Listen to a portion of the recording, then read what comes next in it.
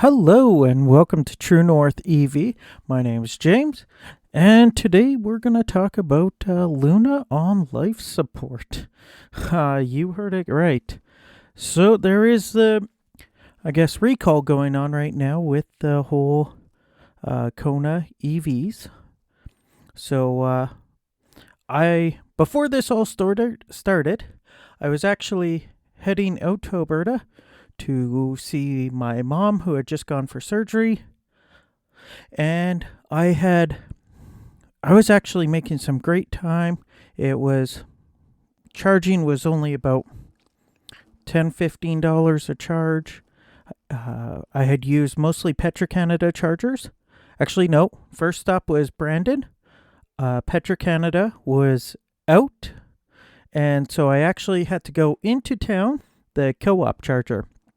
That one I sat at for about an hour to get enough charge going, and worked really nicely. I believe the charge there was about, I want to say $15 on that. I do have all the notes. They are thrown in a bag that has all my stuff out of the car. So I did take notes. All the charges there. I want to say between $15 and $20 for that one. The next stop was actually in Whitewood, Saskatchewan. Pair guys, who is in the process. He normally is based out of BC. So he does BC, and I think he said up to Moose Jaw, I think, which is in Saskatchewan. I think it was BC, Alberta, something like that. He didn't normally do this whole route, but he was kind of filling in for somebody. And so he was actually going all the way up to Kenora, Ontario, fixing all the chargers from the winter time, which he said had more to do with the debit and credit machines, essentially. I believe it was all computers that he was replacing from these units. Although on the way back, I noticed Brandon's still wasn't working, so I'm assuming there was something else wrong. So I went Brandon, charged up co-op, Whitewood.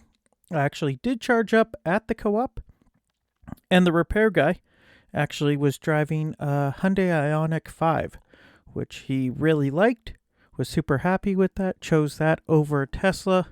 I'm hoping to get him on at one point, or one of the other repair guys. I did leave him my contact info, and I'm just waiting to hear from them. But just because I'm not sure how much they're allowed to say, or if they're allowed to say, I know Tesla's repair guys aren't allowed to be on podcasts and all that, so not sure how these work. From Whitewood, we went to Regina. We charged up at a Petro-Canada in Regina, and it was actually fairly quick. We walked from the Petro-Canada to one of the local pubs, bars type deal, restaurant bars that they had, and went and got ourselves just a little supper at that point, lunch supper type deal. That one we had to charge up to 100% just because the run from Regina to Saskatoon is just about 250 kilometers with the wind, because I was using the Windy app, and I was using a better route planner. I'm going to be totally disagree with most people using a better route planner. I did not like it. It was helpful in some ways, but it kept wanting me to jump. Instead of the next stop that I thought I had, it would take me to the next stop after that, and then all of a sudden telling me I don't have enough range, and there wasn't a viable route. So I'm not sure if that's something I did wrong or something it was doing wrong. I don't know. I didn't like it. And so I was mostly just going off of how many kilometers to the next stop and how many kilometers my EVOBD2 would say I had. And that was doing just fine. The last time I went out to Alberta, I didn't have the EVO-BD2, and this time it made it so much less stressful. But so charged up for, I think it was just about an hour to get up to 100% in Regina. Took off to Saskatoon, and we had about 20 kilometers of, well, not, I want to say construction, but it was just construction cones, construction speed, but no real construction going on. But they were enforcing the speed limit. So we got to Saskatoon. We spent the night there. Charged up at Best Western. They had a charger there, which they won't hold for you. They will merely, if somebody else in a gas vehicle parks there, they'll have them move it, but you can't reserve a charging spot. So if you are going, I don't know if that's the Best Western policy or if it's this Best Western's policy. So if you are choosing a hotel because it has a plug-in, I'm going to say make sure that you either can reserve it or you have a plan B from there. So get to Saskatoon. Nobody was plugged in at the hotel, so I was able to plug in. Not very clear signage. We actually drove by it initially and then had to back up and park in there just because it's a big gray box that there was apparently a bunch of that didn't all have chargers attached to. So parked at Best Western in Saskatoon.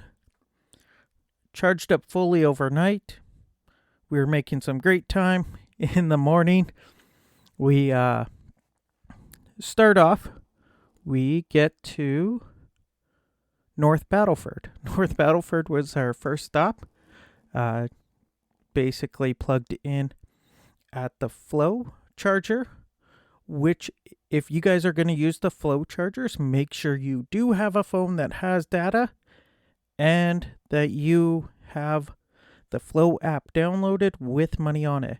That's the only way to do anything with the app or with the charger. I had to connect to it with my phone and essentially tell it to start charging through my phone. And then it just kind of took off my credit card I had to deposit money onto it first. So it would go into its Flow wallet. And then from there, it would essentially just take from that. So from Whitewood, or I guess from North Battleford, while we were charging, kind of just went wandering around. There's a Canadian Tire. There's a PV Mart there. If you want to walk a little ways, there is a Tim Hortons there. So you could walk there, grab a coffee, basically walk back. 20 minutes, you're good to go. And you could keep on going. I was with my in-laws, taking them also back to Alberta. And they wanted to go check out PV Mart. So we went wandering around PV Mart. At PV Mart, I actually grabbed some clamps because I had a great plan. I was actually going to sleep in my vehicle on the way back. I had brought a blanket to kind of wrap around essentially at the front. I had brought a couple of clamps, so I just grabbed a couple more to make everything a little tighter. A little more privacy type deal. I haven't used it yet. It is an inflatable automobile mattress. So it has a part that goes in the footwell where your feet go, and it fills that up. And then it has 2 pillows, and then it has kind of 2 air beds. So if you put them together, that's if you have the seats folded down and you're using the whole back seat and like back trunk area. If you are kind of sleeping on just the back seat, there's a shorter one, or I guess narrower one, that you inflate and it just goes on the back seat area. So I got some more clamps to kind of give myself a little more privacy. I would have used the utility mode, nice comfort on the way back. So yeah, after our 20 minutes there, we go to the Tim Hortons, grab a coffee to go, and head on out. Next stop was Lloydminster. I guess technically Lloydminster, Alberta. So we get to Lloyd. That one I was going to charge up to 100% just because the next stop was our final destination. There's no high-speed chargers there. So I knew I was going to go see my mother, who was kind of the next town over from our final destination.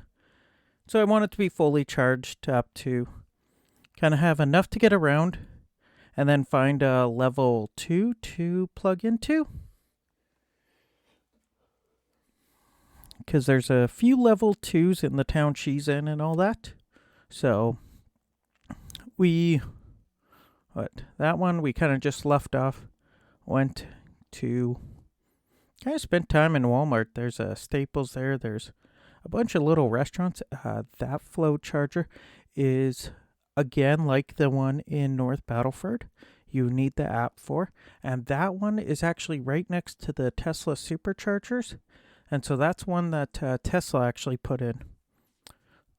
So I got the notification from Flow that it had stopped charging and all that. And it was just about time anyways, so we were already heading back to the vehicle. And we get in the car to get started. We go to turn it on. And it was lit up. It had a check EV system light on. It had like a 12-volt battery with red, and there was another light on. I think it was the parking brake light was on and like remained lit. And at that point I tried a couple of things, turned it off, turned it on, kind of did all that. And then I called roadside assistance from the mirror. There's a little tow truck looking button attached to the mirror, at least on my 2019. I think they changed that on 2020s, 2021, somewhere in there. It got changed. So push that, talk to somebody from wherever, CAA or whatever roadside assistance Hyundai uses. And it was kind of annoying because he would tell me that he could see my GPS location, kind of tell me where I was, but wanted me to give him an address as to where I am. I don't know the addresses out there. I also see the GPS location on my screen. So if you ever need that, that's one way of getting it, I guess. So did that. And from there, I think it was about, he told us it was going to be about 90 minutes till a tow truck can come and get us. Where I think he came, we were actually then just going to go get some lunch or whatever. But he actually came in about, I want to say 20 minutes-ish. Definitely struggled kind of hooking up our vehicle just because he had never worked with an electric vehicle before. And so we finally got it hooked up. He actually took it across the border. Anybody that knows Lloydminster, it's right on the Saskatchewan-Alberta border. So he took it across the border to the Hyundai dealership. And I thought I had talked to the Hyundai dealership and made an appointment to actually get it checked out. Apparently I had talked to Calgary and they had set an appointment. So when I got there, they said they were too busy to look at it right now.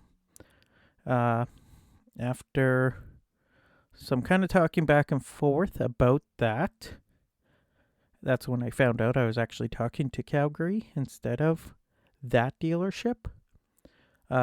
We decided to go across the street. got lunch.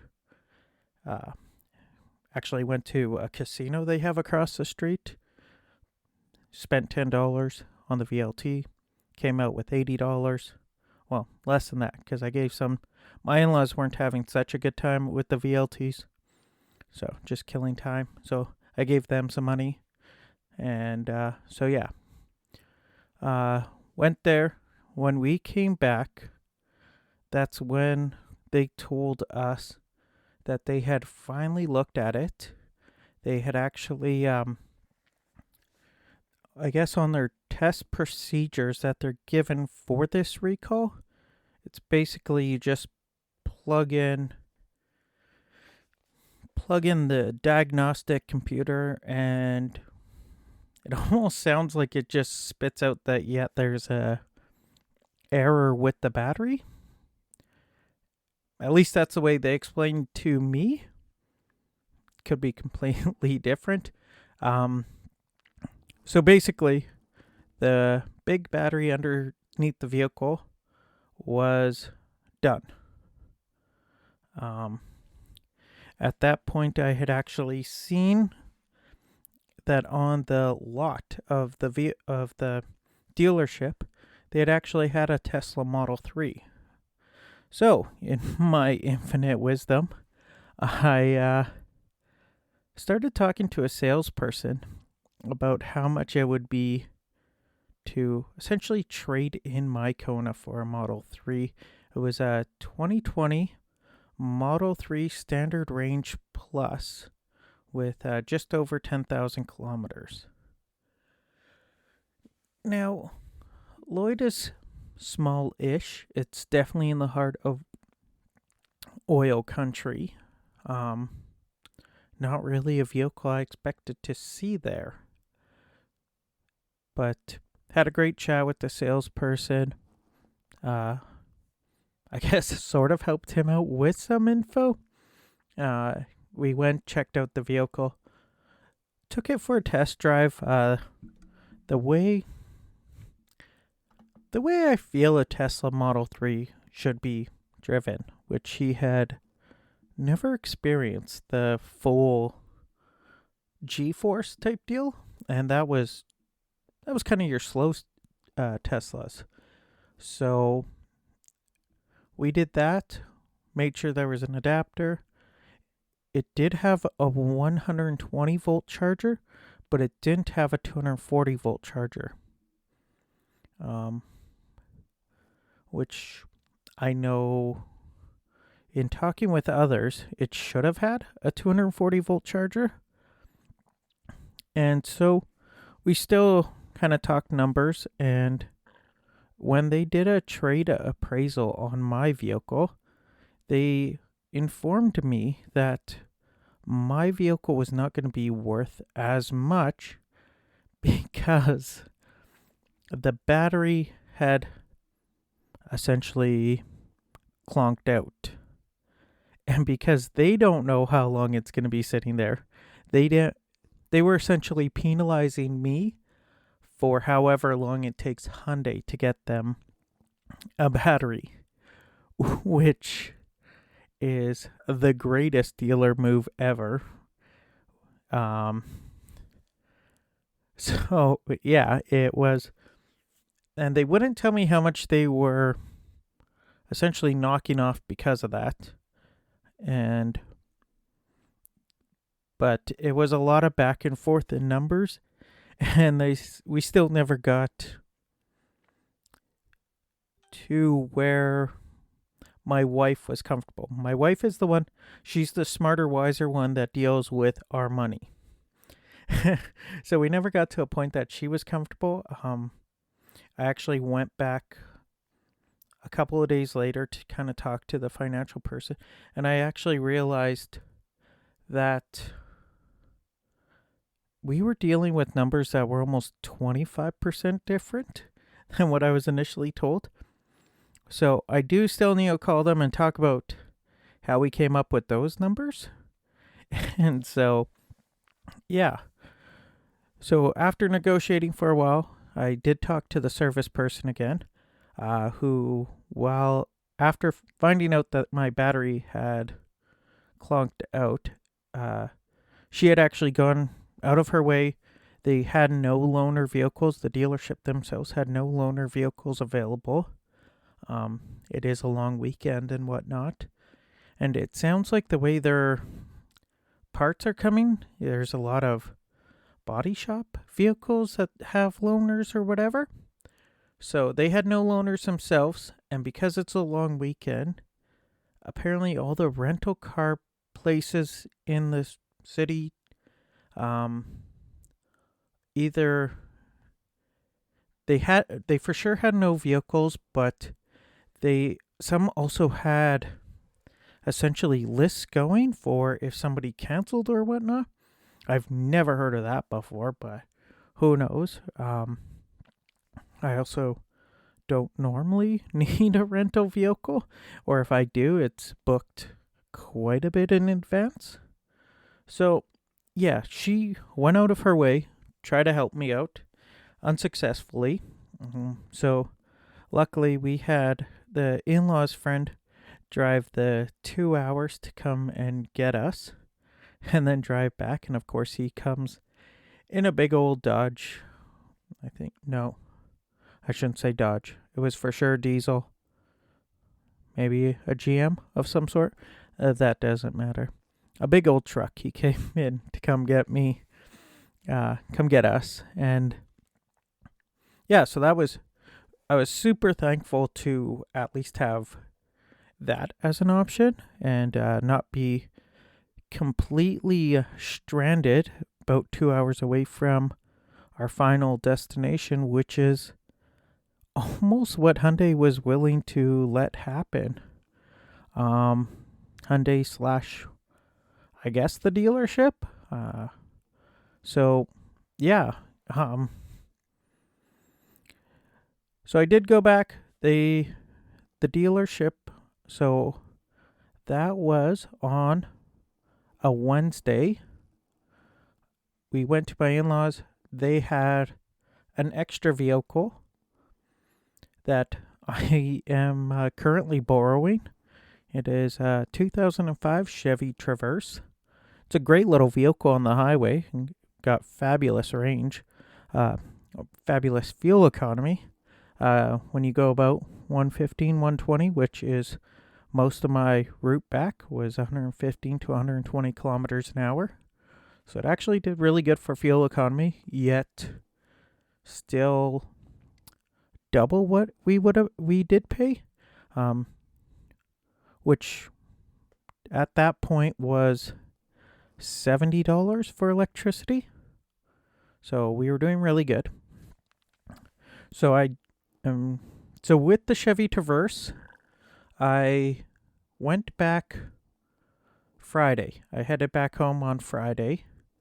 I stopped in at the dealership, found out that they are currently, or at that point, they were waiting for the dealership here in Winnipeg to cancel the order for the battery that they had because of the recall and allow them to order it for me, which I should be bumped up for getting now that it's actually bricked. So I haven't had a chance to talk to them again. Today is Monday, but I guess now I will be contacting the dealership tomorrow, and I will be contacting Hyundai Auto Canada tomorrow to see about getting a rental vehicle, to see about how I'm getting my vehicle back.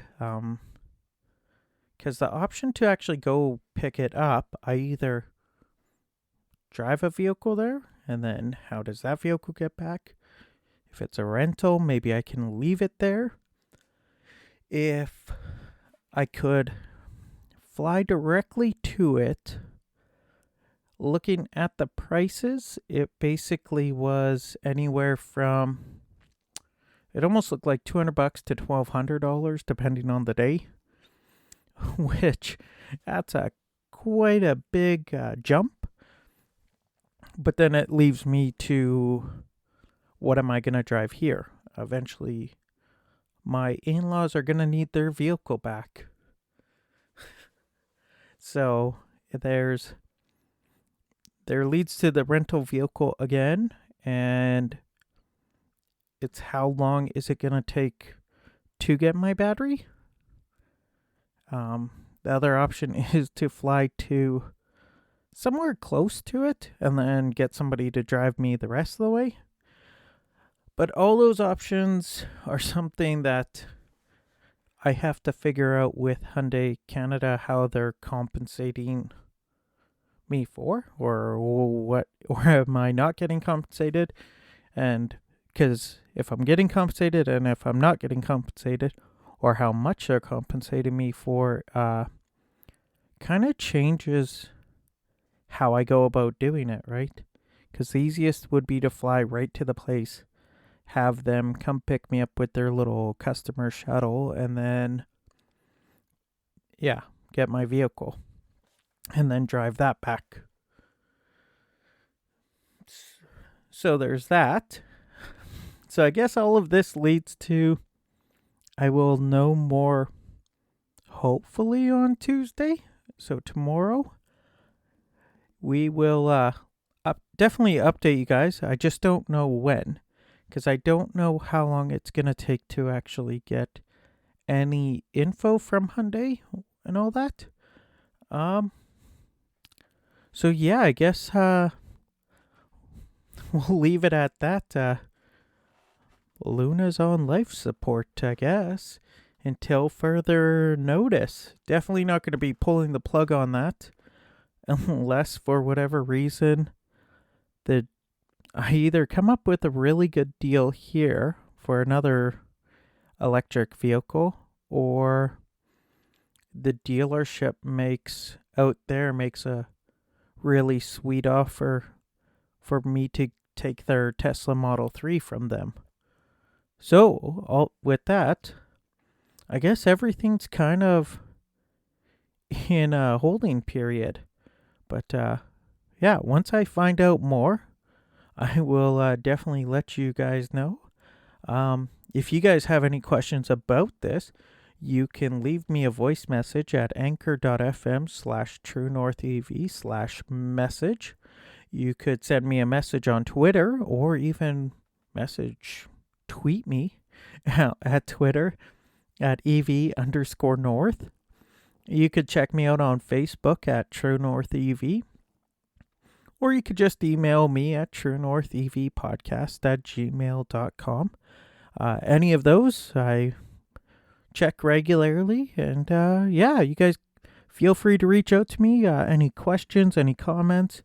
Everything is under warranty. Everything's all part of the recall. So as for the actual vehicle parts, no money is coming out of my pocket. As for everything else, I have no clue how much money.